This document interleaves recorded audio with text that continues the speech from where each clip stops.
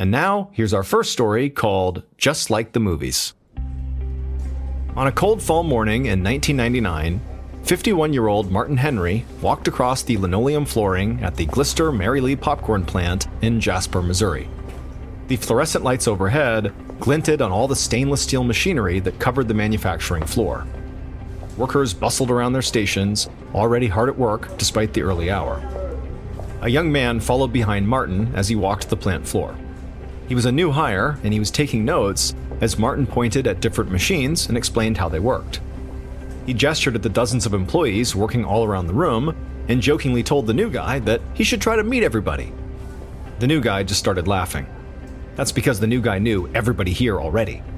Jasper was a town of just 1,000 people, and the popcorn factory employed about 15% of them. Martin had instantly recognized the new guy from around town the moment he had showed up that day. Martin led the new hire over to the workstation that he knew best, the mixer room where he had worked for most of the past 2 years. Martin manned the machine that coated each popcorn kernel with buttery flavoring. He liked to think of himself as the guy who made the popcorn taste just like it did at the movies. Martin took a keyring out of his pocket and turned on the mixing machines. A moment later, a puff of yellow mist leaked out of the top of the largest mixer, and right away this wonderful buttery scent filled the air. Martin peeled off his rubber gloves and grabbed a new pair. Then he showed the new guy how to work all the different buttons and toggles in the mixing room and what the different level readings meant. Then he pressed a few buttons, and the machine hummed into action. Martin stepped aside and told his new trainee to give the mixers a try. So the young man turned on the spigot on one of the 2 smaller mixing tanks, letting butter flavoring pour out into a plastic 5-gallon bucket. As Martin stood there with his hands on his hips, he felt proud of his work. But he also felt distracted because his arms felt so dry and itchy. They had been that way all week, something he blamed on the changing weather. He was glad that his thick rubber gloves and long-sleeved white coat prevented him from scratching. Otherwise, he feared he might scratch himself bloody. But after only a few minutes of standing there, Martin just couldn't stand the itching any longer. So he excused himself from the new hire and then hustled over to the locker room where he could scratch himself to his heart's content and douse himself in more lotion. A few months later, Martin's wife, Linda Henry, rolled out of bed and began walking over to the bathroom she shared with her husband. As she did, she heard her husband moving, and she turned and saw him roll over in bed and reach for the phone on the nightstand. To protect his skin, Martin's hands were actually wrapped in plastic bags, which crinkled as he punched in the phone number he was trying to press. He was calling into work, letting them know he needed a sick day to deal with his ongoing skin problem. She heard him say that the pain was unbearable, which to her seemed like an understatement. Linda walked into the bathroom and opened up the medicine cabinet and grabbed a half-empty jar of Vaseline. For the past few weeks, her husband's hands had been so chapped and flaky that Linda had been coating them in Vaseline and then wrapping them in those plastic bags while he slept, both to prevent scratching and to keep the skin from falling off onto their sheets.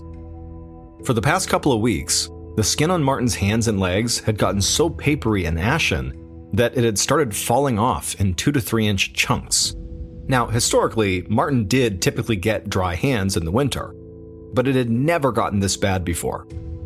Linda couldn't imagine what might be causing this severe skin condition, but she was very worried about her husband. He seemed to always be in pain. At first, she blamed his job at the factory. Constant hand washing and changing rubber gloves and cleaning the machines with harsh chemicals couldn't be doing him any favors. But Martin assured her that none of his symptoms got worse while he was at work, and they didn't improve while he was home. Besides, none of the other employees had developed skin conditions. Now, Martin's reasoning made enough sense, but now, as Linda helped Martin remove the bags from his Vaseline-covered hands, it was clear, at least to her, that something was terribly wrong here, and almost certainly it had to do with his job. I mean, what else could it be? And so after saying as much to her husband, Martin finally relented and said that he would file for workers' compensation insurance, claiming he had developed the skin disease from work. 2 months later, Linda was just about to start making dinner when she heard the mail fall through the slot in their front door. Her eyes widened when she saw it was an envelope from the factory's insurance company. She hoped it was good news about her husband's workers' compensation. She carried the envelope into the living room where Martin was sitting back in his easy chair. His hands were covered in bloody red patches where his skin had fallen off. But now, Martin had more to worry about than just a skin disease. Over the past few weeks, Martin had also developed severe difficulty breathing, which really frightened Linda. He'd gone to the doctor, but the doctor said very likely his shortness of breath was unconnected to whatever was going on with his dry skin. The doctor said his breathing issue seemed like a standard case of bronchitis, or maybe he'd developed asthma. But none of the medicines the doctor prescribed for these conditions had helped Martin's breathing. And so Martin spent most days coughing and wheezing and sometimes even gasping for air. He could barely get up the stairs to their bedroom at night. The recliner was the only place he felt somewhat comfortable. When Linda entered the room, she could see her husband was asleep in the chair. She could hear his soft wheezing. But she felt like this envelope was worth waking him up for. They really needed some good news, and this could be it. So she walked over and tapped gently on her husband's shoulder, and he opened his eyes and immediately just began hacking and coughing, as always. Linda handed him the letter, and when he saw what it was, his eyes went wide. He was eager to see what it would say. By this point, because of Martin's medical issues, he basically didn't leave the house anymore, and he hadn't gone back to work ever since that day he called in sick 2 months earlier. And he and his wife were just at a loss. They couldn't understand how Martin, a seemingly healthy 51-year-old man, could become this sick so quickly. And out of the two of them, Linda was also very convinced that whatever was going on with him really did have to do with his job. It had to be the cause. Also, by now, rumors were starting to spread that other workers at the factory had also become ill. Although they didn't seem as bad off as Martin, their symptoms were similar: wheezing cough, trouble breathing, and this horrible skin rash. And so as Linda watched her now very frail husband open up this envelope, causing bits of his skin to flake off and fall to the carpet, she hoped the other men from the factory would also apply for workers' compensation too, because clearly something was terribly wrong at that factory. Linda watched Martin take the sheet of paper out of the envelope and read it over. Then Martin cursed and told her bitterly that his workers' compensation claim had been denied. The company's doctor had evaluated Martin before his breathing problems started, and so the only thing he had been evaluated for was his skin condition. And there wasn't enough evidence to prove his dry, flaking skin was caused by conditions at the factory. And so if Martin and Linda were going to get some financial help, it would have to come from somewhere else. A few weeks later, in April of 2000, Dr. Thomas Carter reviewed some paperwork at his desk in Kansas City, Missouri. Dr. Carter was an occupational health physician, and he'd been alerted to the strange medical cases coming out of the popcorn plant in Joplin. Over the past few weeks, Dr. Carter had interviewed Martin, along with 7 other popcorn factory workers, all of them struggling to breathe and suffering rashes all over their bodies. He now had medical records for all 8 workers, and the details had shocked him. All 8 had been given different diagnoses, like asthma, bronchitis, and emphysema, but their symptoms were almost identical. All 8 men were struggling to get air into their lungs, and medication had been ineffective in treating their symptoms. One of the workers was 44 years old, but his lung capacity had been reduced to that of a small child. Given all the evidence, Dr. Carter had drawn a chilling conclusion. In his opinion, Martin and the 7 other workers had a rare but often fatal lung disease called bronchiolitis obliterans, which literally meant the obliteration of the lungs' airways. Most people with this condition die within 5 years as their airways become increasingly inflamed and then scarred, making breathing extremely difficult. It can also cause the painful skin condition Martin was experiencing, although many doctors don't make the connection. And so while Martin and his co-workers were grateful to now have this information about what was happening to their bodies, at the same time, they were devastated. This condition they had was irreversible, and unless they got a lung transplant, they would die. In all of Dr. Carter's 25-year career, he'd only ever seen this disease 3 times. And now, there were 8 cases in a single town of only 1,000 people, and all 8 of those people worked at the same factory. Those were epidemic level numbers. And so Dr. Carter picked up the phone and called the Missouri Department of Health and Human Services. 6 months later, in November of 2000, Dr. Rebecca Roberts stood on the factory floor at the popcorn plant, watching several factory workers breathe into small plastic devices called spirometers. Dr. Roberts had flown into Jasper the night before from Washington, D.C. She worked at the National Institute for Occupational Safety and Health, and this popcorn facility had been on her radar for a while now. Over the summer, Dr. Roberts and her team had learned about the 8 factory workers who had developed the terrible respiratory disease called bronchiolitis obliterans. She also knew that investigators from another agency, the Occupational Safety and Health Administration, or OSHA, had inspected the popcorn facility. But the OSHA investigators didn't find any health or safety violations.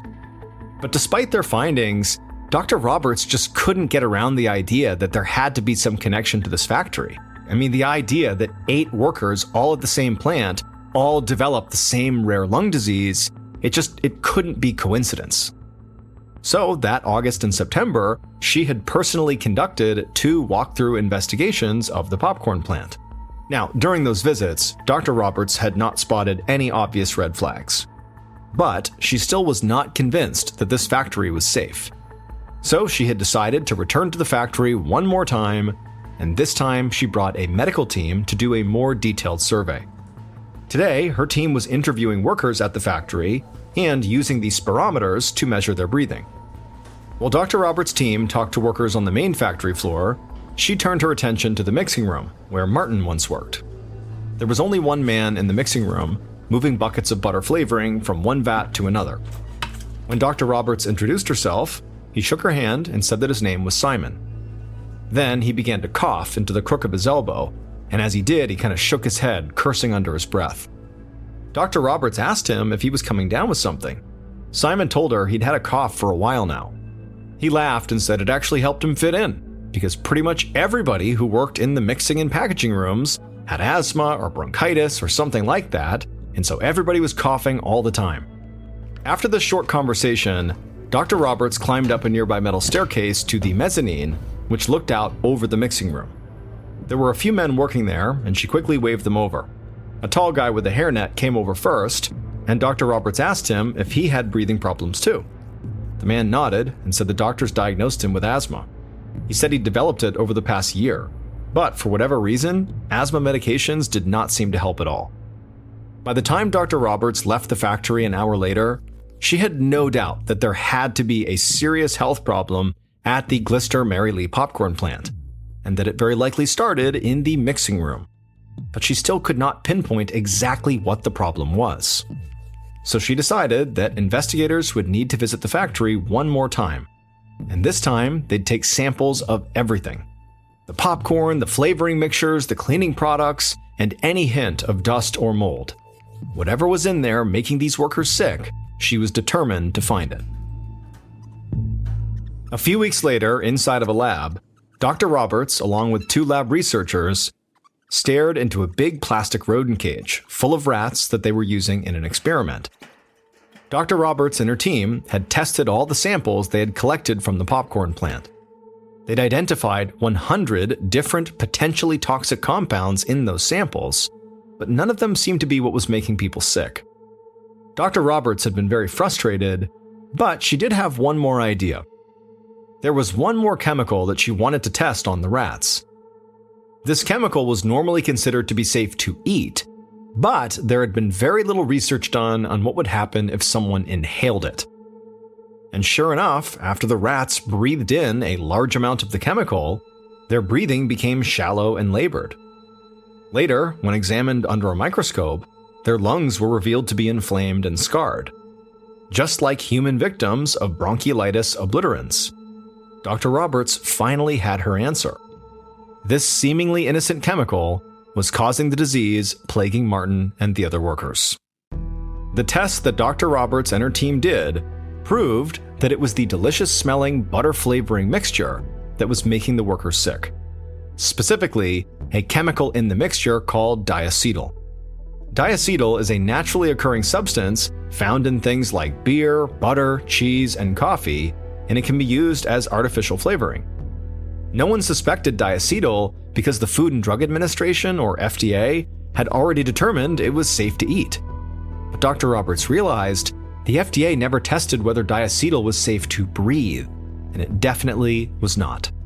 And the factory where Martin worked was using 3 times the diacetyl found in most butter flavorings at other factories. The deadly fumes wreaked havoc on employees' skin and lungs, creating irreversible damage. But Martin and his coworkers were not the only popcorn factory workers in danger. In October of 2001, there were 140 popcorn plants in the United States, and they were all using this butter mixture with dangerous levels of diacetyl. Even worse, there were thousands of other businesses that either made or used butter flavoring with diacetyl. That meant thousands of workers nationwide were at risk of developing what came to be called popcorn lung disease. In December of 2003, the National Institute for Occupational Safety and Health issued warnings to more than 4,000 businesses that either made or used this butter flavoring. In response, 80% of American popcorn makers stopped using diacetyl in their butter flavoring and switched to something else. Now, this made current and future workers much safer, but this did nothing to curb the damage that had already been done by the diacetyl poisoning. One of the workers at Martin's factory was awarded $20 million for the damage to his health, and part of that settlement was intended to go to the factory's other victims, including Martin Henry. However, the comfort from that settlement would be short-lived, because Martin would die on May 22, 2010. He was only 62 years old.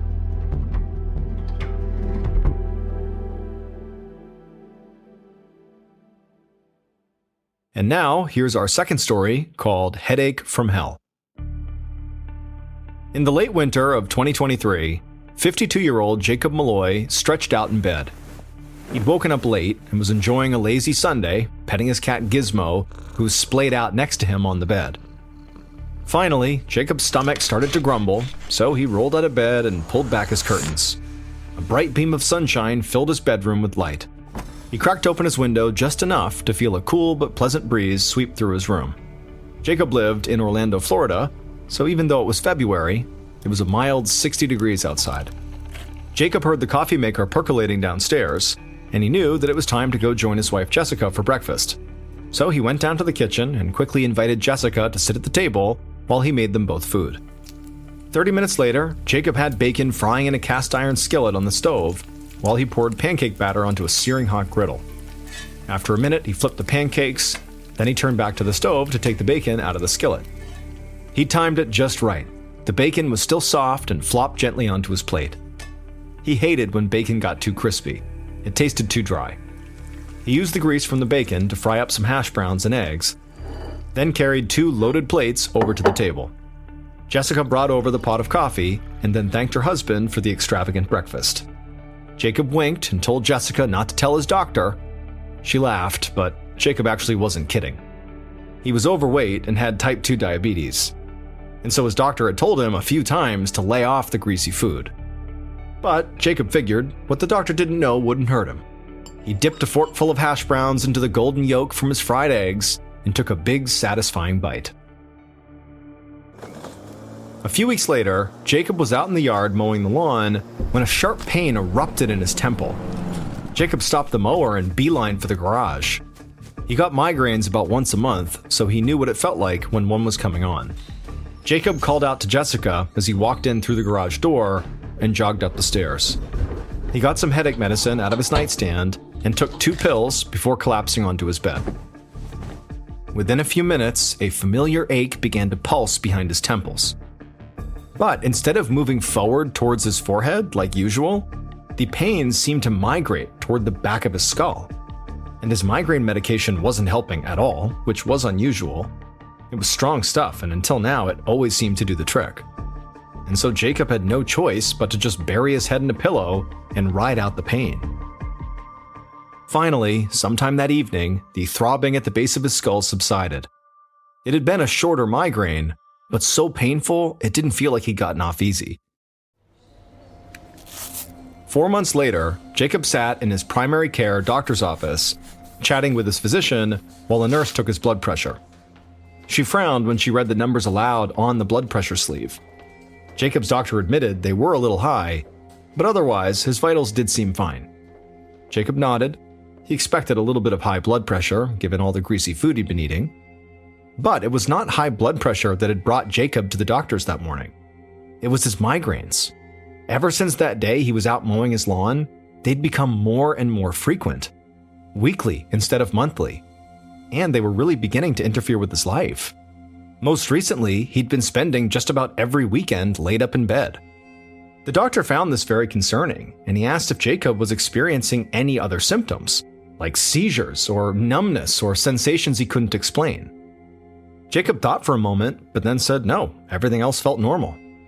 The doctor nodded and told Jacob that he wanted to order a CT scan. If there was something going on in Jacob's brain, the CT scan would show it. An hour later, Jacob and the doctor looked at the CT scan image of Jacob's brain on a computer screen. The doctor pointed to small circular areas in the middle of the scan, and he said that they looked like cysts within the white matter of Jacob's brain. Cysts are tiny fluid-filled sacs. The doctor said cysts in the brain are never good news because they can cause a painful pressure buildup and even vision problems. The doctor explained that his biggest concern amongst these cysts was the cluster of cysts located at the bottom right-hand corner of Jacob's brain. He thought that those could actually be causing Jacob's symptoms, the headaches. Jacob reflexively moved a hand and touched the base of his skull. He told the doctor that actually, now that he thought about it, there had been one change in his migraines besides their frequency. Instead of throbbing right above his eyes the way they normally did, the pain had sort of moved to the back of his skull, to right where that cluster of cysts was located on the CT scan. The doctor told Jacob he was admitting him to the hospital immediately. He suspected that Jacob might have a rare condition called congenital neurological cysts, meaning that these cysts have been present in his head for his entire life. But now they could be growing and pressing against Jacob's brain, causing these intense headaches. If more tests showed that was the case, Jacob would need brain surgery to remove the cysts and stop the pressure. Jacob's breath caught in his throat. The thought of brain surgery terrified him. He asked if he could have a few minutes to call his wife and have her come down to the hospital. Later that afternoon, Jacob sat upright in a hospital bed, with Jessica sitting beside him in a chair. A neurologist stood at the foot of the bed, holding a new scan of Jacob's brain on his tablet. He explained that the location and distribution of the cysts in Jacob's brain were unusual. In his opinion, Jacob did not have congenital neurological cysts. Jacob perked up and asked if that meant he didn't need brain surgery. But the doctor said he wasn't sure yet. There was definitely still something in Jacob's brain that shouldn't have been there. Then he began asking Jacob questions about his travel history, whether he'd ever visited a farm and what his house and living conditions were like. Jacob felt mildly confused, but answered the doctor's questions as best as he could. Neither he nor Jessica traveled very much. The last time they left home was 2 years ago when they'd taken a cruise from Miami to the Bahamas, and he'd never been on a farm. The closest he got to animals was petting his cat, Gizmo. The neurologist asked Jacob to walk him through a normal day in his life, including everything he liked to eat at mealtimes. Jacob was a bit embarrassed, but he admitted to the lavish breakfast that he liked to make on the weekends. Jacob had barely started talking when the neurologist stopped him and told Jacob he'd be right back. Then he hurried out of the room. Jacob was a bit surprised, but it seemed like the doctor had a new idea, and soon enough, the neurologist was back. He informed Jacob that he was ordering a full workup to test for infectious diseases. Jacob nodded, feeling as curious as he was frightened. But the next day, the neurologist gave Jacob a diagnosis that he couldn't have imagined in his wildest dreams. The neurologist confirmed that Jacob did not have brain cysts, and Jacob felt instantly relieved by that. But the neurologist told Jacob to brace himself for the rest of the diagnosis. His migraines were being caused by foreign organisms that had somehow gotten into his brain. The round things that the doctor saw in his brain scan were living creatures, tapeworms to be precise. And the neurologist said they got there because of the fancy breakfasts that Jacob loved so much. Specifically, it had to do with the bacon. Jacob didn't like crispy bacon. He liked soft, chewy bacon, something he told the doctor. But that indicated that the bacon was undercooked. And so the theory was, at some point, some of that undercooked bacon must have been infected with tapeworm larvae, and then those larvae were not killed in the frying pan. Had it been cooked long enough, they would have been. But even so, the neurologist explained that the tapeworms would never have reached Jacob's brain if not for a second problem. The neurologist said that the tapeworm can only infect the brain when someone touches the feces that contain the tapeworm larva. The neurologist suspected that after Jacob ate the tapeworm larva from the undercooked bacon and then had a bowel movement containing the tapeworm larva, he must not have washed his hands properly and then touched his nose or mouth. After that, the larva made its way to Jacob's brain. Thankfully, the problem was treatable. The neurologist put Jacob on a 2-week regimen of antiparasitic and anti-inflammatory medications, which killed the tapeworms in his brain. Once the tapeworms were gone, his migraines improved. And so ultimately, Jacob learned a painful lesson in proper hygiene.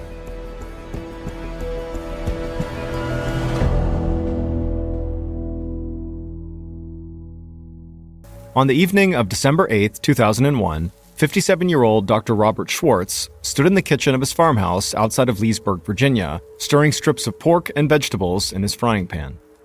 Robert could hear the rain beating against the windows, and the sound made him feel at peace. He had the heat cranked up, and he was wearing his most comfortable sweatpants. There was nowhere he would rather be on a rainy winter night than inside this home, which had been in his wife's family for generations. He checked the pork, which was almost done, and he reached for a single plate out of the cabinet. Robert used to love cooking, and until just a few years ago, he always made big portions to feed his family of 5. But his wife had died 4 years earlier from cancer, and her death had sent all 3 of their kids spiraling, especially their youngest, Clara, who was only 15 at the time. Clara was the one who actually found her mom on the morning she died, and she had fallen into a deep depression afterwards. Robert had been worried he might never pull her out, but recently, Clara seemed to have gotten into a really good groove. She was 19 now, and she'd found a tight-knit group of friends who all loved Renaissance fairs, where people dress up like they're from medieval times. Clara had created a fantasy game called Underworld, and the kids all spent a lot of time playing it. Robert didn't really understand the game, but he was thrilled that Clara had finally discovered something to be passionate about. These days, Clara was away at college, along with her older sister, Michelle, and her older brother, Jesse. And Robert was proud of how he had pulled the kids through their mother's death. He felt like he had sent them out into the world as basically happy and capable people, which was a goal that had seemed very far away in the early period of their grief. He did miss them, though. Most nights now, he ate alone, with the creaking of the old house to keep him company. His kids had always complained about all the noises the house made, but Robert liked it. He spent his days working long hours as a biophysicist studying DNA at a science and technology firm called the Center for Innovative Technology, where the offices and laboratories were white and brightly lit and pretty quiet. Robert loved his work, but the environment was a little sterile for his taste. So, coming home to an overgrown farmhouse way out in the woods, where vines grew up the stone walls and the floorboards squeaked and the nearest neighbors were more than a quarter mile away, was a nice contrast. Now, he set his plate down and reached into a bag of tortillas on the counter. He put 2 in the middle of the plate, and then he started to tip the frying pan to scoop out the meat and vegetables on top. But before he could turn off the burner and head to the table, he heard a knock coming from the front door. Robert frowned and craned his neck to look toward the door, which had a little window in it, but the rain made it impossible to see out. Robert did not get a lot of unexpected visitors, especially not on a stormy night like this, but he figured maybe it was just a delivery driver trying to keep a package from getting soaked. But whoever it was knocked again, and so Robert turned and walked out of the kitchen and through the front room toward the entryway. The knocking had gotten fast and loud by the time Robert made it to the front door, flipped the lock, and swung the door open.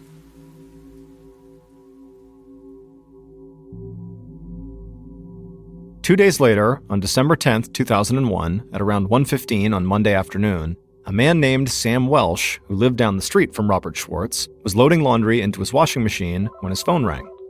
Sam abandoned the laundry and walked into his kitchen to pick it up. When he said hello, he heard the voice of a friend, and his friend sounded pretty anxious. This friend worked at the Center for Innovative Technology, which is where Robert worked, and the friend said that Robert hadn't come into work today. He'd missed an important meeting, and he wasn't answering his phone. And this was about as out of character as it was possible to get for Robert, who was famous in the field of DNA research and had actually worked on the first online database of DNA sequence information. Robert was organized, reliable, and extremely communicative. He never just went silent. So this friend asked Sam, "Can you please go to Robert's house to check to see if he's okay?" Sam didn't hesitate. He said of course he would. Then he hung up the phone, went out to his truck, and drove to Robert's farmhouse, which was about a mile away at the end of a dead-end road. When Sam pulled up, he saw Robert's car parked on the street, and a construction crew digging up Robert's driveway in front of the house. Everything looked calm and normal, which Sam found encouraging.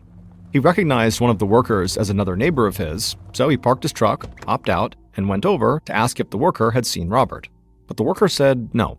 The construction crew had arrived almost 6 hours earlier at 7:30 that morning, and not only had Robert not come out to greet them all like he normally did, they hadn't actually seen any movement at all inside of his house. Now, the brief sense of relief Sam had felt when he arrived evaporated. He explained to the construction worker about the concerning call he'd just gotten, and so he asked the worker to come with him to go check on Robert. The two men walked down the driveway toward the farmhouse. They knocked on the front door, but nobody answered. So they went around to the side door, which Sam knew Robert usually left unlocked. Sam didn't want to just barge in, so when they got to the side door, he first knocked loudly. But again, nobody answered. Sam shot a worried look at the construction worker, and then he tried the knob. And just like he'd expected, the door was unlocked. Sam stepped inside and called out Robert's name, but the house was completely silent. So he took a few halting steps. Ahead of him, he could see the kitchen. Sam called out Robert's name again and took one more step forward, right up to the threshold of the kitchen, and then he froze. For a long second, Sam stood there completely still, not even breathing, with the construction worker a few paces behind him. Then, Sam whirled around and gave the worker a shove back towards the door. Sam was so afraid that he could barely think, but he managed to shout one single sentence: "Call the police!"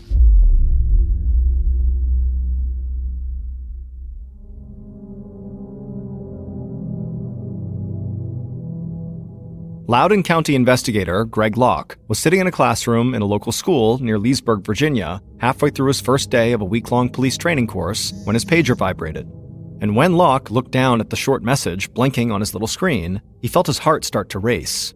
He stood up and gathered his things, told the instructor he was sorry but he had to go, then speed-walked out of the classroom. Locke had only been with the Loudoun County Sheriff's Department for a couple of months. He had originally planned on becoming a firefighter, but training for that position had required that he go to the local police academy. And in the police academy, Locke had realized that he actually preferred the slow, puzzle-solving nature of detective work over the fast-paced intensity of firefighting. So he had switched careers entirely and joined the sheriff's department. He started off in the crime lab, but he'd just transferred to the homicide unit, which was actually why he was taking this class. Now, Investigator Locke pushed open the front door of the school building where his class was happening and jogged the rest of the distance to his cruiser. He got in, turned the ignition, and peeled out of the parking lot, headed west toward the big old farmhouse in the woods. When Locke pulled up on the dead-end street, he saw the flashing blue and white lights of a sea of police cruisers. It looked like the entire sheriff's department was there. Locke got out of his cruiser and walked down the long driveway and up the front steps of the farmhouse. The front door was open, and as Locke stepped through the entryway, he could tell that the scene was pretty well covered by police and crime scene techs.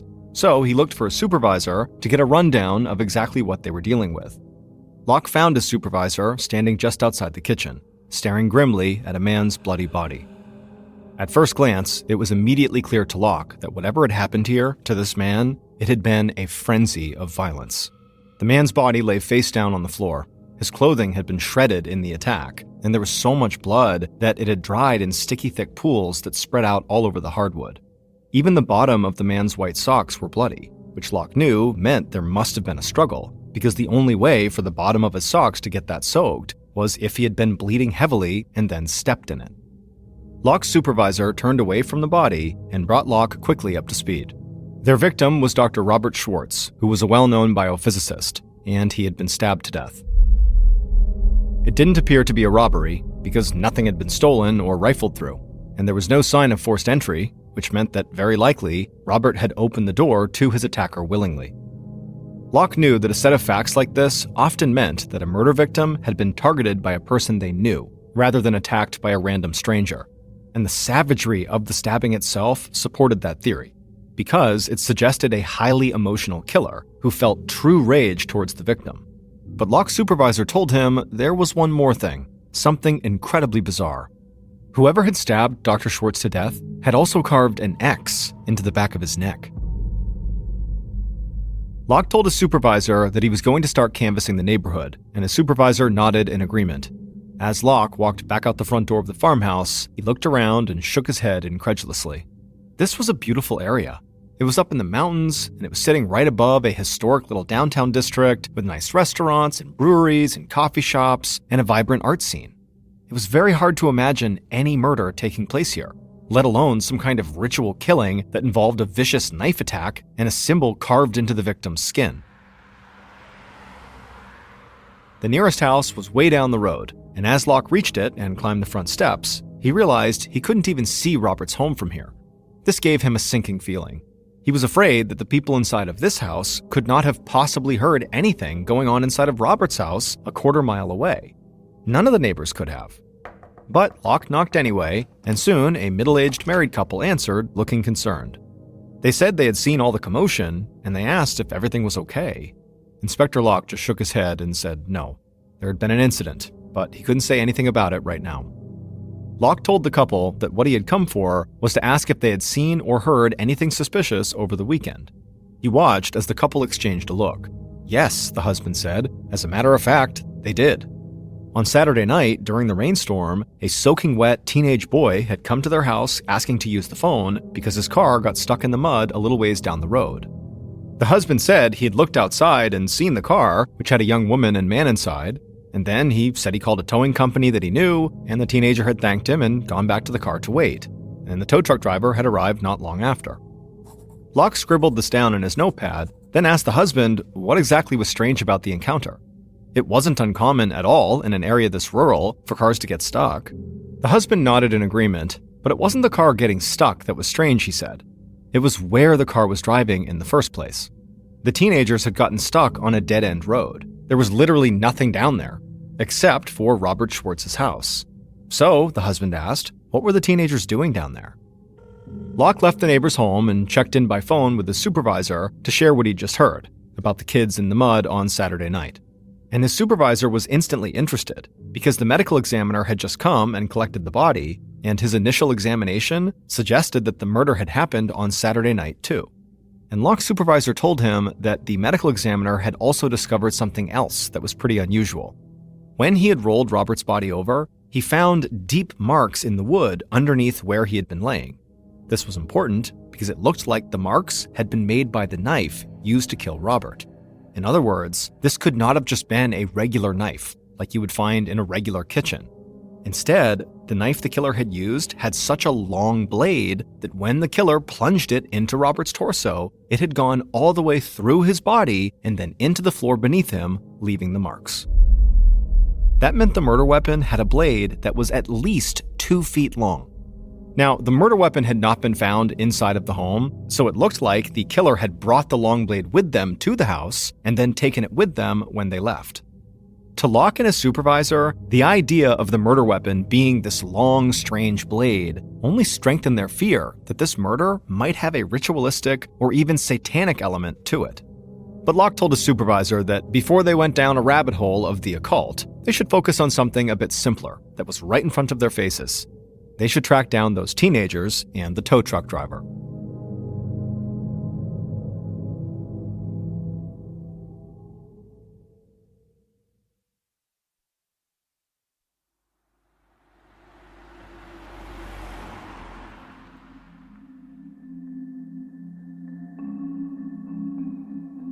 Locke got in his cruiser and drove to the office of the towing company, where he found the owner in the lobby.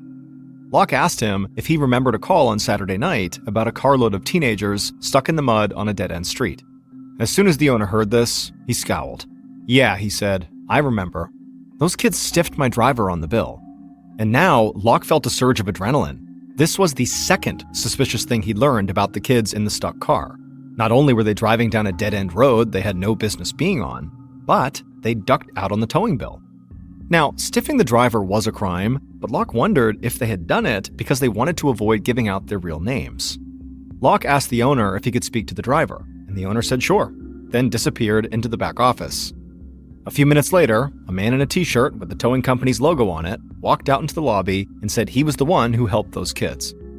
Locke could see from the man's furrowed brow and darting eyes that he was nervous, like he had something sensitive or upsetting to say, and Locke wondered if he was about to break this case open right here, right now. The tow truck driver gestured to Locke to follow him to the far corner of the lobby furthest away from the back office where his boss was. When they got there, well out of earshot of the boss, the driver started to mumble something about how he'd gone out in the rain and unstuck the car and the kids jumped in and took off without paying, but then he stopped and looked around like he was making sure they were alone. Once he was satisfied they had real privacy, the driver leaned into Locke and said, "I'll tell you something, but you can't tell my boss." Locke quickly nodded yes, completely desperate for the driver to continue. Whatever he was about to say, Locke wanted to hear it. "Well," the tow truck driver said slowly, "I lied." The tow truck driver explained that the kids did not stiff him on the bill. In fact, they were perfectly nice and polite, and they didn't seem upset in any way, and they had gone to an ATM to get cash to pay the bill. The driver had decided to lie about the kids running off just so he could pocket the cash. And at this, Locke felt himself deflate. He could see his theory of teenagers driving around committing crimes and trying to hide their identities slipping away. Locke suppressed an urge to roll his eyes at the tow truck driver and instead promised he wouldn't say anything to the man's boss.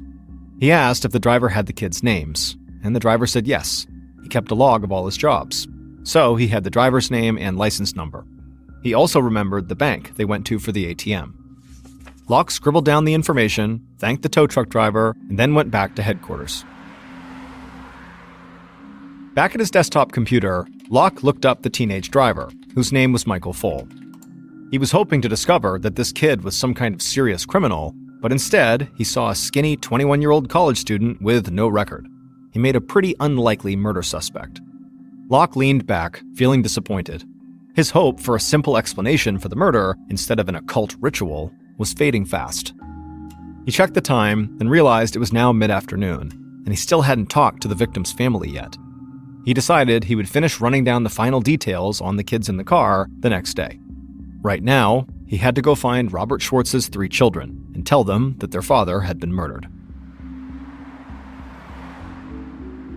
The drive to James Madison University in Harrisonburg, Virginia took about 2 hours, and it was dark by the time Locke pulled onto campus. Both of Robert Schwartz's daughters, his youngest daughter Clara and her older sister Michelle, were students here. And as Locke parked in front of the residence hall, he saw the campus police officer and the university counselor he had contacted to help with the notification waiting for him. They led Locke into the residence hall, up a flight of stairs, and down a hallway to Clara's dorm. The campus police officer knocked and then stepped aside, so Locke could lead the conversation. The door opened, and Locke saw a young girl in baggy clothes with stringy brown hair and red bloodshot eyes. It looked like she'd been awake for days, and he suddenly felt for this teenager, whose life he knew he was about to change completely. He introduced himself and told her he had something important to tell her, but that she should sit down first. He watched as Clara nervously backed up and then sat on the edge of her bed. Then, Locke took a deep breath, and in a quiet and steady voice, he told Clara the news. Her father was dead. For what felt like a very long time, the room was completely silent. Clara stared blankly at Locke, for so long that Locke started to wonder if she'd even understood him. But right before Locke was about to ask her if she was okay, Clara's eyes seemed to snap back into focus, and she finally spoke. She asked how did her dad die. And now, Locke hesitated, choosing his words carefully.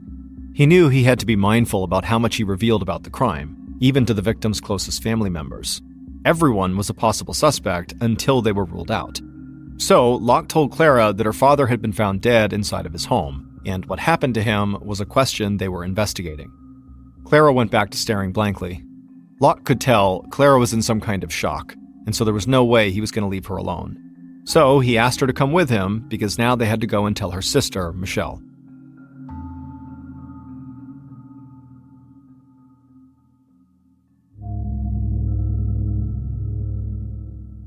A few minutes later, Locke stood inside of Michelle's dorm room as Michelle screamed the word "no" over and over again while Clara tried to comfort her.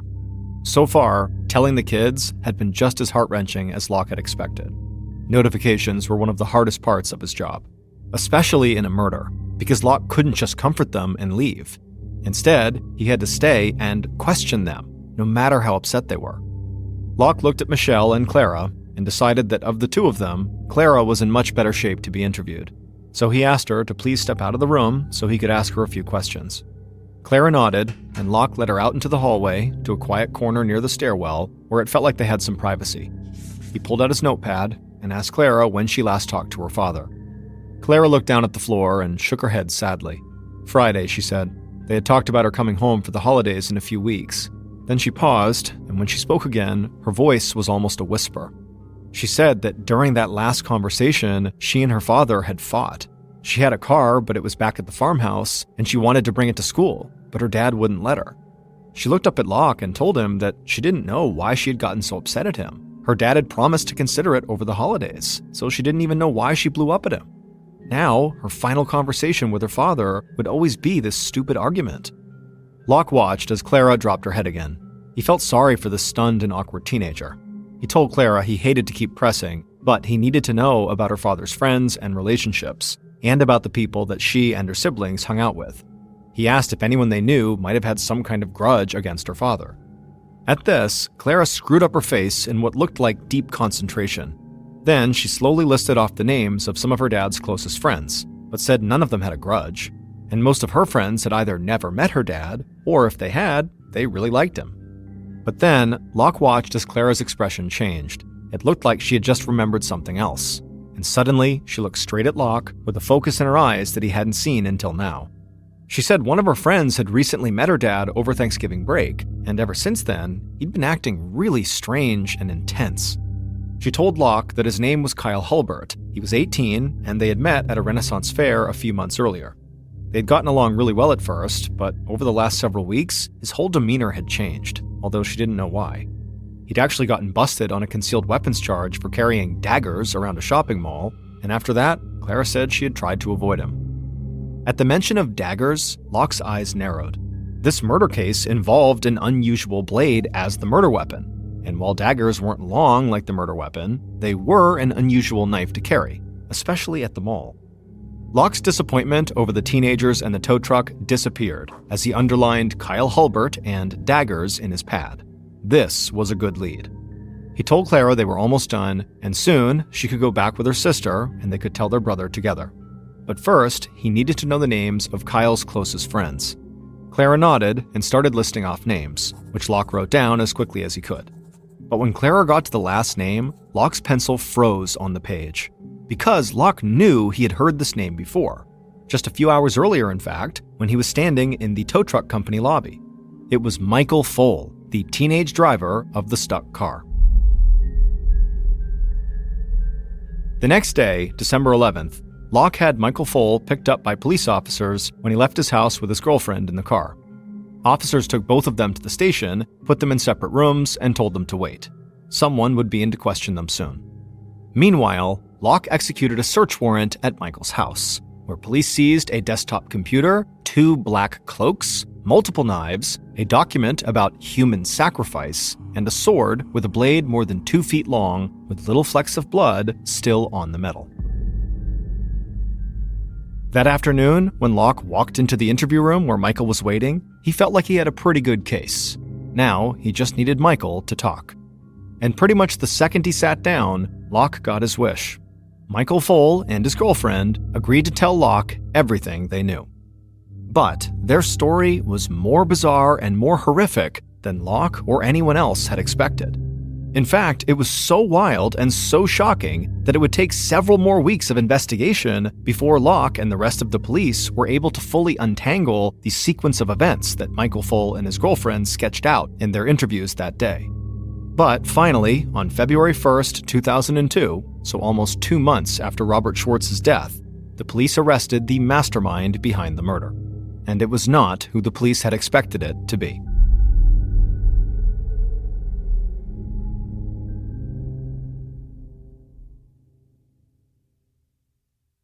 Based on interviews, evidence, and transcripts from online and phone conversations, the following is what happened to Dr. Robert Schwartz on the night of Saturday, December 8th, 2001.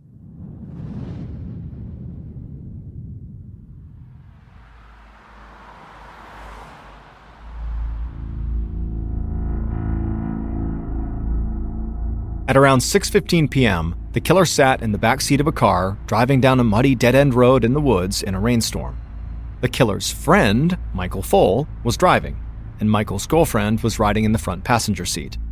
Michael and his girlfriend were both talking because they were trying to find the big old farmhouse that was their destination, but the killer was not paying attention to them. Instead, the killer was completely focused on a different voice, a voice that no one else could hear. The voice was named Nicodemus, and Nicodemus was a god. In fact, Nicodemus was one of 6 gods that had lived inside the killer's head for as long as the killer could remember. And now, Nicodemus had a warning. "Don't go up there," Nicodemus shouted inside of the killer's head. Now, usually, the killer listened to Nicodemus. The killer knew the god was just trying to keep them safe, but tonight, the killer knew they could not back down from their plan. Innocent lives were at stake, because the killer knew something that no one else did, and that was that Dr. Robert Schwartz was a monster. He lashed out with violence even though no one else could see it, and he poisoned lemons and pork with sulfuric acid. And recently, the killer was absolutely certain that Dr. Robert Schwartz had begun planning a murder of his own. The killer knew they had to strike first. So, from the backseat of the car, the killer answered Nicodemus, telling the god in a whisper, "I have to do this." The car came to a stop in the mud in front of Robert Schwartz's farmhouse, and the killer got out wearing a long black trench coat that hid a 27-inch long sword. The killer stalked through the rain up to Robert's front door and started knocking, hard. After a minute, the killer heard footsteps squeaking on old hardwood inside the house, and then the door opened. The killer could smell the dinner that Robert was cooking in the kitchen.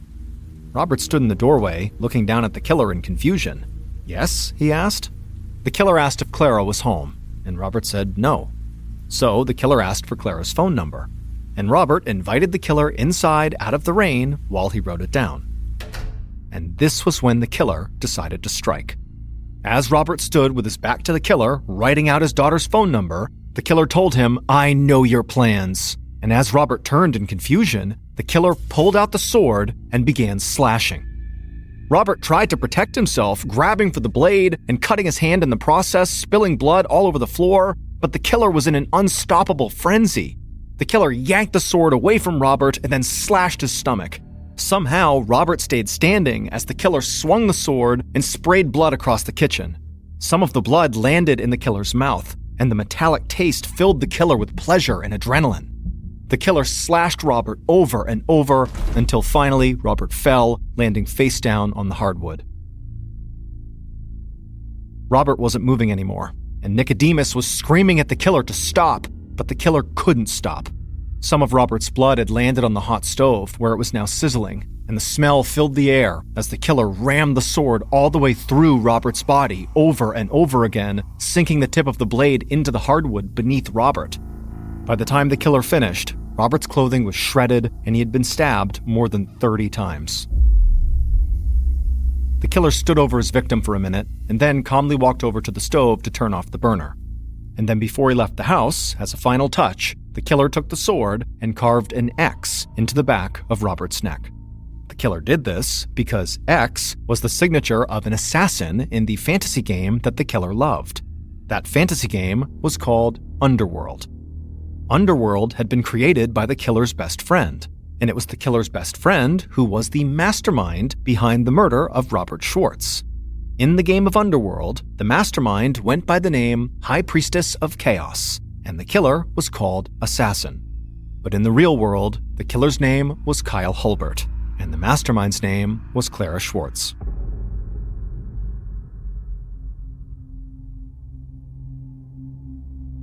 It would turn out Robert Schwartz's daughter, Clara, had never come out of her depression after the death of her mother. Instead, she sunk deep into misery and also paranoia and became convinced that her father was trying to kill her. And when Clara met Kyle Hulbert at a Renaissance fair, she found a willing player in her dark fantasy world. Kyle was schizophrenic and bipolar, and he'd grown up in foster care and mental hospitals, totally unable to tell the difference between reality and the voices and visions inside of his head.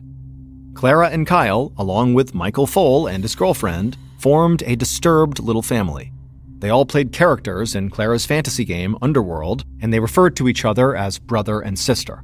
And over time, Clara had convinced all of them that her father was trying to poison her by lacing lemons and pork with chemicals like sulfuric acid, and that he was ultimately planning to murder her. And so, convinced that Clara was in real danger, Kyle, the underworld assassin, stepped in to protect her. But what Clara did not say to Kyle was that if her father died, she believed she would inherit several $100,000. And so, at Clara and Kyle's instruction, Michael and his girlfriend drove Kyle to Robert Schwartz's house in the rainstorm on December 8, 2001, so that Kyle could stop Robert once and for all. And they might have gotten away with their crime if their car had not gotten stuck in the mud. In the end, Michael Foale was sentenced to 18 years in prison for his role in the murder. His girlfriend accepted a plea deal and was sentenced to just 1 year. Kyle pleaded guilty to first-degree murder and conspiracy and was sentenced to life in prison. And although Clara Schwartz tried to pin the whole murder on Kyle by dropping his name and the story about his arrest for carrying daggers to investigator Locke, she was ultimately caught when police read transcripts of her online and phone conversations with Kyle and her other friends. It was clear that Clara herself was the driving force behind the murder of her father. She was found guilty of first-degree murder and conspiracy and sentenced to 48 years in prison. In a final twist, it was the DNA research that Dr. Robert Schwartz himself had spent his career on, which helped investigators to determine that the blood on the sword belonged to Robert. One Saturday afternoon in November of 1990, a 26-year-old kindergarten teacher named Sue Lixia sat crying on a bench at a train station in the city of Naha, which is located in northeastern China. Sue had just left her husband for good.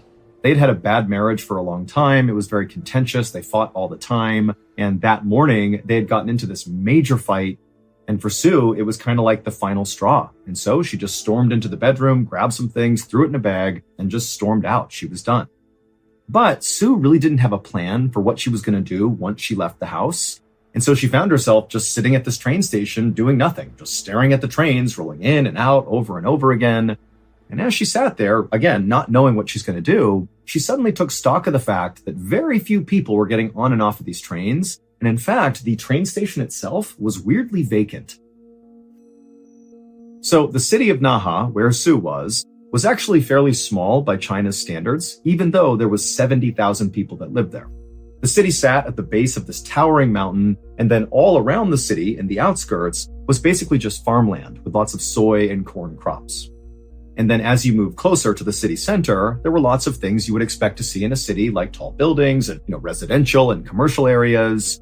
But overall, Naha was just kind of boring. It's like the city was a city, even if it was small, but there was just not much going on. And in fact, if you lived in China, but not in Naha, there was a very good chance you didn't know Naha even existed, like it was kind of irrelevant. However, in the last few months leading up to this moment that Sue is sitting at this train station, the city of Naha had suddenly been put on the map, and everybody knew about this city because women from Naha were going missing in droves.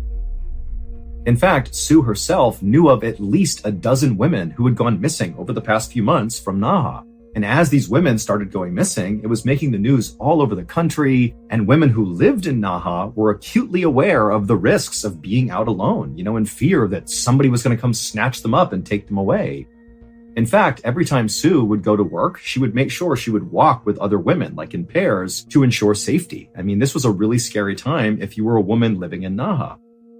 However, the caveat to the missing women was all of them to this point, when Sue was sitting at the train station, had been sex workers. And Sue, she thought, in virtue of not being a sex worker and instead being a kindergarten teacher, that somehow she was not actually that vulnerable to being snatched up or, whatever was happening to these women, she just felt like it wouldn't happen to her. But now, as Sue sat at this train station, which again was eerily quiet and vacant, she couldn't help but feel like she had made a bad decision being here. she felt like she could easily become the next woman who went missing from Naha.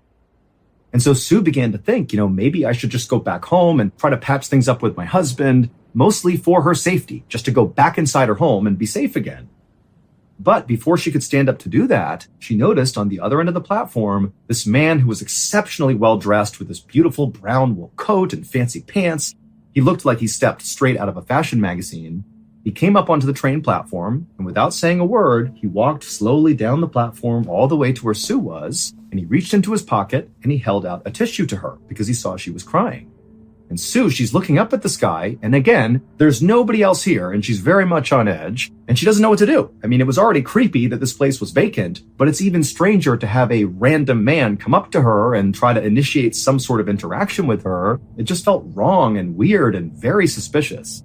But as Sue stared at the sky, trying to figure out what his angle was, she could see that he had kind of kept himself standing back from her, kind of a respectful distance, not trying to crowd her out. And he was looking at her with a very sympathetic look on his face, and he's holding this tissue out, and he said to her, "Are you okay?" And he hands the tissue again, like, "Please take it." And there was just something about this guy that felt very sincere, and Sue kind of let her guard down, and she accepted the tissue and wiped the tears from her eyes. She didn't say anything, and then this guy, he said, "Hey, do you mind if I sit with you?" And at this point, Sue said, "Yeah, okay, you can sit down." And so this very handsome, well-dressed man took a seat next to Sue, not right next to her, again, respectful distance from her. And again, he asked her, "Hey, are you doing okay?" And for Sue, whose life had been basically miserable the last few months or even years with this terrible marriage she was in, she wasn't used to being asked if she was okay. And this man, who she didn't know, had caught her at this very vulnerable moment in her life. And it was like all her emotions just came pouring out. And she began sobbing hysterically, telling this guy that no, she was not okay. Her life was in ruins. She had just abandoned her family and she had no idea what she was going to do. And finally, when Sue stopped telling this guy all about her problems, she felt very embarrassed and kind of looked up at him like she was sorry for even saying as much. But the man, who was very intently listening, he was just nodding along, very sympathetic, and he told Sue that his name was Gia Wang, and that he was a director at a factory not far from here, and if she was open to it, he'd be happy to think about hiring her at the factory, give her a new start potentially, because it seemed like that's what she really needed. And then he asked her if she wanted to come back to his house to discuss this job opportunity further. Now with this, even though Sue had really appreciated everything this guy had done to this point, the second he asked her to come back to his house, she's like, red flags are going up. She knew there's something off here. Clearly, this guy does have an angle, and it's not to benefit me. And so she looked at him with an absolutely suspicious look, like, no way am I going to your house. I don't know you. Like, I appreciate the tissue, and you letting me cry, but there's no way. But again, as she's staring at him with the suspicious look, the look on Gia's face remained very sympathetic and very gentle. And it almost seemed like he was just going to get up and go, like, "Hey, I'm sorry for offending you." But before he did get up to leave, Sue said, "Hold on. Actually, yes, I'll come with you." She didn't know why she agreed to go with him. Maybe it was because her life was so messed up at this point that she was just kind of ready to take chances and be sort of reckless. And this was definitely that. Big chance, very reckless. But again, she just felt like, there's something sincere about this guy, and she felt like she could trust him. And so Sue and Gia stood up, and together they walked down the train platform, not saying much. They went downstairs, they went out to the street, and they walked a couple of blocks to where Gia's street was. And as soon as they turned the corner and he showed Sue which house was his, Sue looked up, and whatever hesitations she had had still to that point about following the stranger to his house were gone, because she saw his house was beautiful. It wasn't that it was so grand or anything, it totally fit with the neighborhood, but it was very well maintained and totally felt on brand for a guy who was so well dressed and so well manicured and frankly so handsome. So Gia led the way to the front door of his house. He unlocked the door, he opened it up, and then he gently gestured for Sue to come on inside. And so she did. She walked past him. Gia followed her in, and the two of them took off their shoes and made their way into the kitchen, where Gia brewed some tea for them, and then they both sat down and began to sip their tea and talk about this job opportunity. And so for a few minutes, Gia is telling Sue all about the role and what she might be doing. And Sue is kind of asking general questions about it. But, for the most part, she just kind of enjoyed being in the presence of somebody who seemed to care about her. But after she finished her entire glass of tea, suddenly Gia, who had been talking this whole time about the factory, just stopped. It was like he was waiting for her to drink that entire drink. And as soon as she was done with her cup, Gia, again, he went quiet. and just stared at Sue with this kind of sinister look on his face, like he was very pleased with what was going on.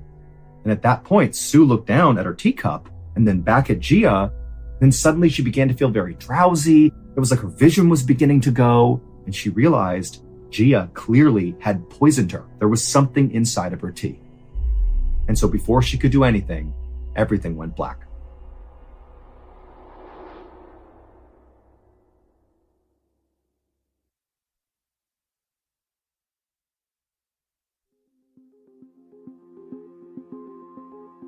A couple of weeks later, just a few blocks away from where Sue met Gia at the train station, a police officer named Zhang was standing behind his desk at the police station when a very concerned-looking elderly couple came inside. Now, this couple was here to speak with Zhang about a missing person, but the missing person was not Sue. She had been missing for 2 weeks now, nobody had seen her, but no one had reported her missing. Her husband had just assumed that Sue had left him, and that's why he hadn't seen her, and so he had naturally not reported that. And again, nobody else knew she was missing, so keep that in mind.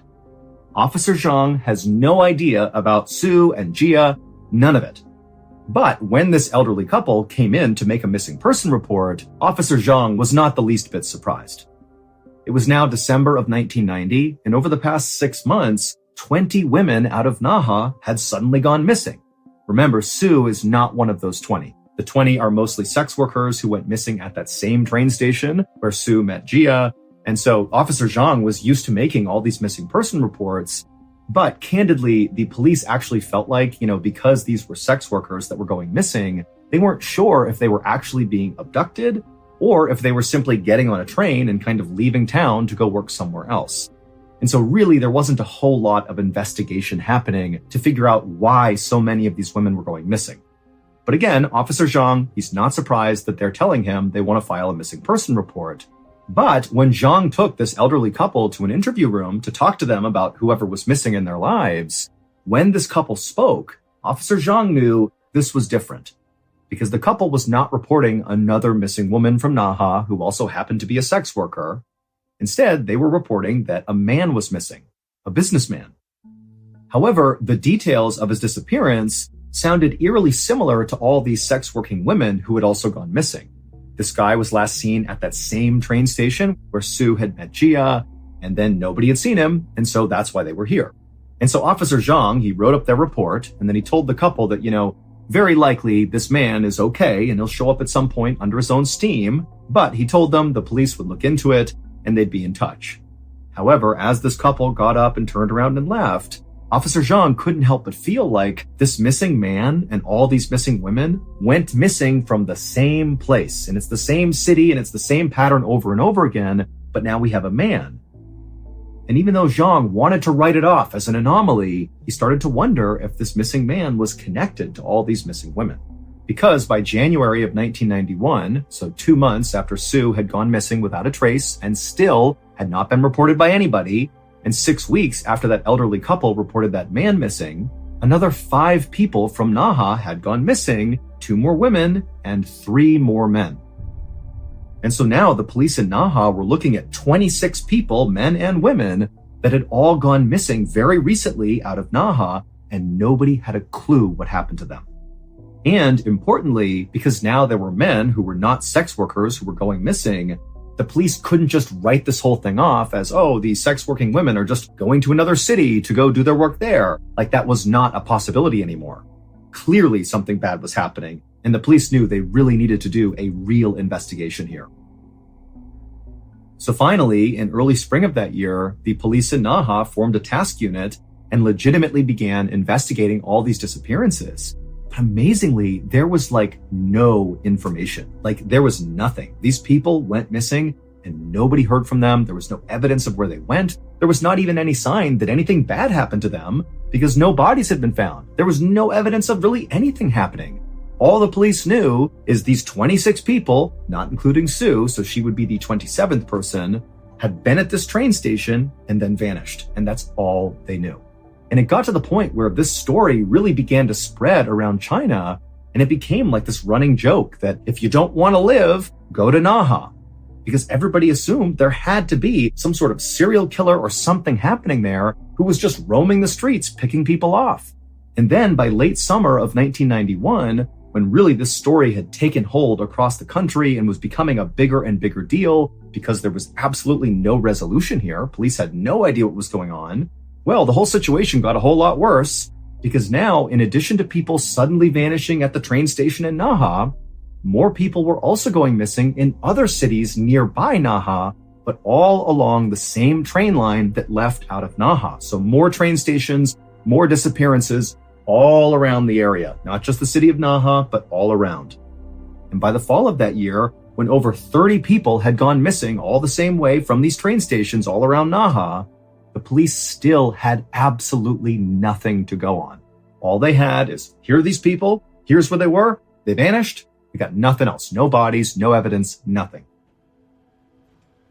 But all that would change on October 22nd, 1991, roughly a year after Sue met Gia at the train station in Naha and then drank that drugged tea.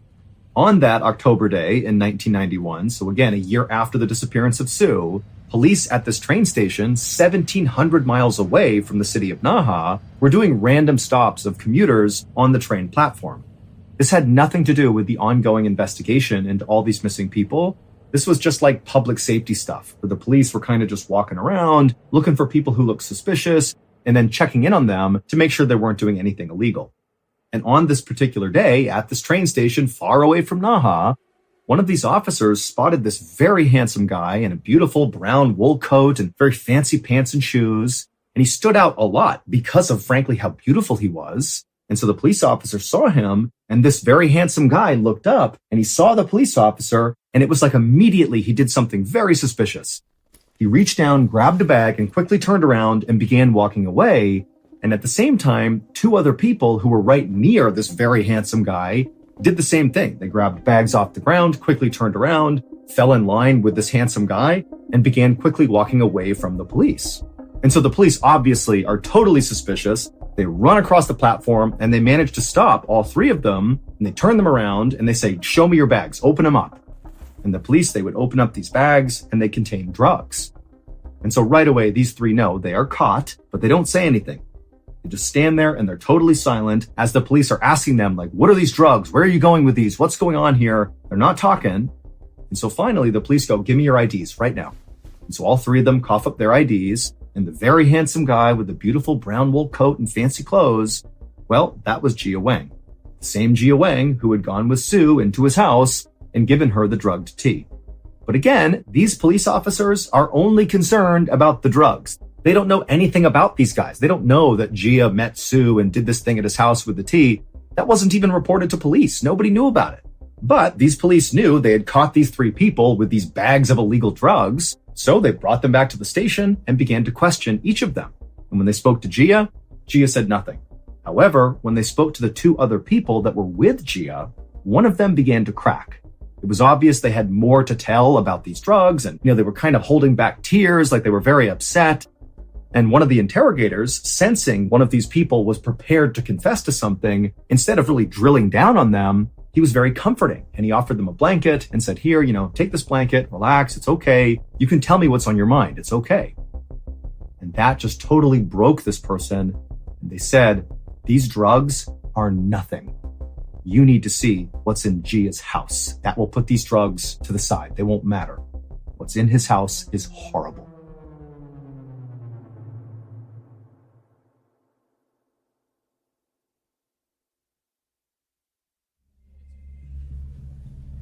The next day, a phone rang in the police station in Naha, and Officer Zhang picked it up, and it was one of the officers who interviewed these three people with drugs and got this whole horrible confession about what was inside of this guy Gia's house, and he told Zhang all about it. And as Zhang is listening to this, his eyes went wide because he knew this had to be connected to all these people going missing. Like, this has to be it. And so as soon as he hung up the phone, Officer Zhang rounded up 20 other police officers and 10 forensic doctors to go search Gia's house. And when they got there, the house from the outside looked just as beautiful as when Sue had seen it for the first time, and felt like her reservations about Gia had gone down because of how wonderful his house looked. But as soon as all those police officers and the forensic doctors stepped inside of Gia's house, he wasn't home, there was nobody there, When they went inside, they were instantly hit with this horrible, horrible smell inside the house. Even though things are neat and beautiful inside too, there was something bad inside this house. And the smell seemed to be coming from the basement. And so at some point, Officer Zhang and the other officers, they got to the door, they opened it up, and they looked down, and all they could see was just this dark room down there. And the smell was so strong, but they pulled their shirts up over their faces, and they went down the stairs. And when they got down there, they couldn't see anything. It's totally dark. But the smell at this point was so overpowering that a couple of the officers almost fainted. And so literally they had to leave the house fearing they were breathing in toxic chemicals or something.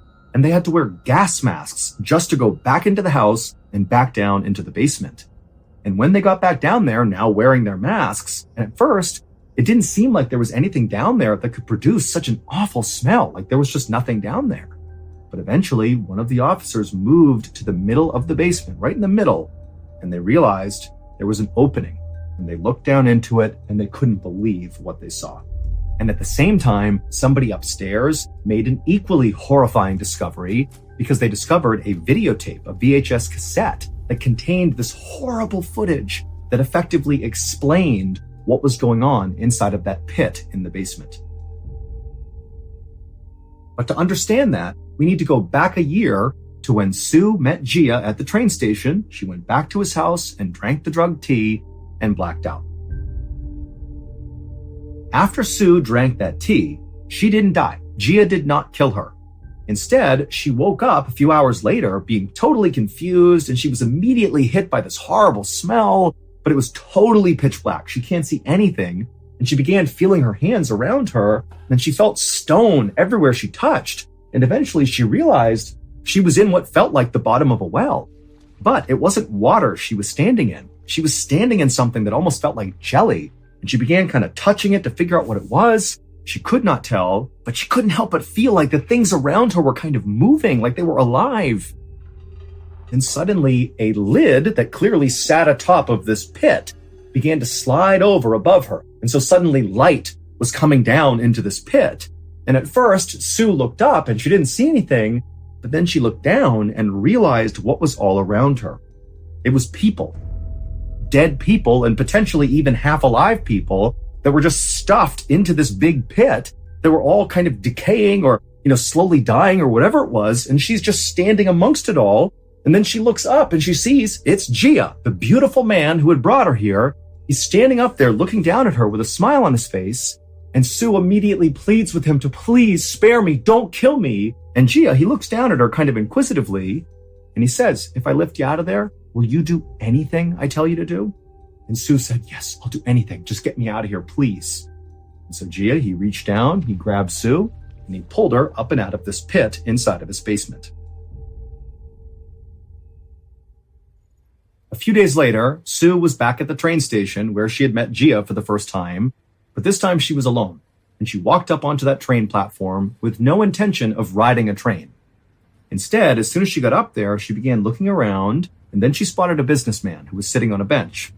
And she walked over to him, and she sat down next to him, and we don't know exactly what she said, but we think what she said was something maybe sexually suggestive or, something along those lines, and she's holding his shoulders and touching his hand.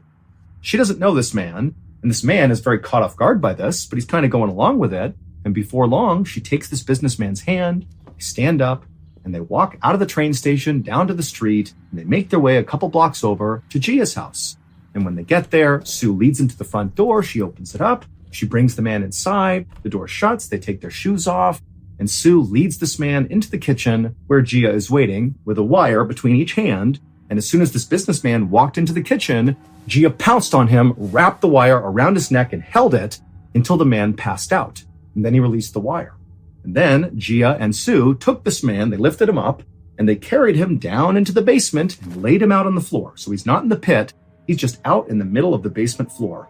Then Gia stepped away, picked up a video camera, turned it on, and began to film. He was filming the man on the ground and also Sue. And Sue, she knew what to do. She was going to do anything she was told to do. So she climbed on top of this still very much alive businessman who's just been knocked unconscious, and she straddles him so she's looking down at his head. Then she picks up a knife and she holds it in front of her, And then she looks up at Gia, who at this point has zoomed the camera in. She can hear the sound, the mechanics inside of the camera as it's zooming in on what she's about to do. And then she raises the knife over her head and drives it into this man's chest. The video that Gia shot of Sue murdering this man was the video police found on the first floor of the house shortly after police had found this horrible pit in Gia's basement. It would turn out that Gia Wang was absolutely the serial killer who was responsible for all these people going missing from the train stations. He would abduct them just like he did Sue, and he would bring them to his house, and then he would do horrible, horrible things to them, and eventually he would chuck their bodies into this pit. And so when he abducted Sue, he actually thought that when he drugged her, that he had killed her, and he had chucked her into the pit, believing she was dead. But when Sue had woken up inside of that pit, when he opened it up and looked down and there she was, fully alive, he had an idea. Well, why don't I turn Sue into a murderer like me? She can help me. And so that was the condition for her being pulled out of this pit, that she would assist him in murdering people, and she agreed to do it. And so the reason the profile of victims changed from sex working women to random men is because those are the people that Sue went after. She began targeting men. And so when that elderly couple came in and reported to Officer Zhang that a man was missing, that was Sue's first victim, the man who had been seen on video being stabbed in the chest by Sue. Now, nobody to this day understands why Sue actually went along with this. Like, she was pulled up out of the pit, but then when she was told to go to the train station and find your first victim, it's unclear why she didn't just go to the police and say, hey, there's a serial killer, Gia, here's his house, here's where he is, go get him. For some reason, she just did what he said. And in fact, Sue was not the only person who was brought into this murdering scheme. He managed to convince 3 other people, including his ex-wife, to also commit murders for him. And all 3 of those people also had ample opportunity to flee and tell police, but they didn't. All of these people just did what Gia wanted without asking any questions. It was like he had absolute control over these people. That is, until that day in October of 1991, when those police officers doing a public safety check spotted Gia along with 2 accomplices fleeing with drugs. They stopped them and they got them back to the station. And one of his accomplices finally broke and told the truth. And the person who told the truth, the accomplice who broke, was Sue. She was there with him at the train station. Nobody knew she was missing. And she was the one who, when offered a blanket and was told, tell us the truth, she came clean. Ultimately, it was this police officer's kindness that broke her. In Gia's basement, inside of that horrible pit, right in the middle of it, were 42 bodies, 24 women and 18 men. In the end, Gia and all 4 of his forced accomplices, including Sue, were sentenced to death, and they were executed on January 24th, 1992. Today, the city of Naha is still just as infamous as it was in the 90s when these murders took place. And in fact, the nickname for Naha is now just Bandit City to reflect what happened there.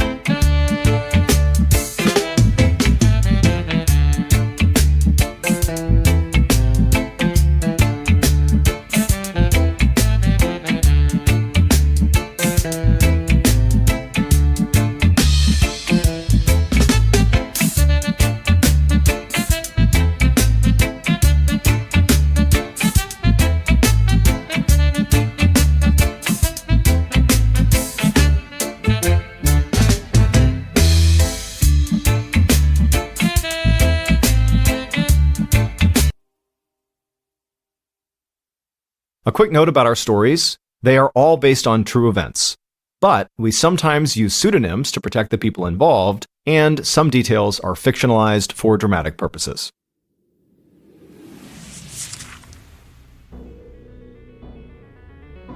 Thank you for listening to the MrBallen's podcast.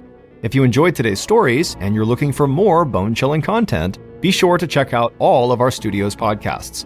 There's this one, of course, the MrBallen's podcast, and there's MrBallen's Medical Mysteries, Bedtime Stories, Wartime Stories, Run Fool, Redacted, and Late Nights with Nexpo.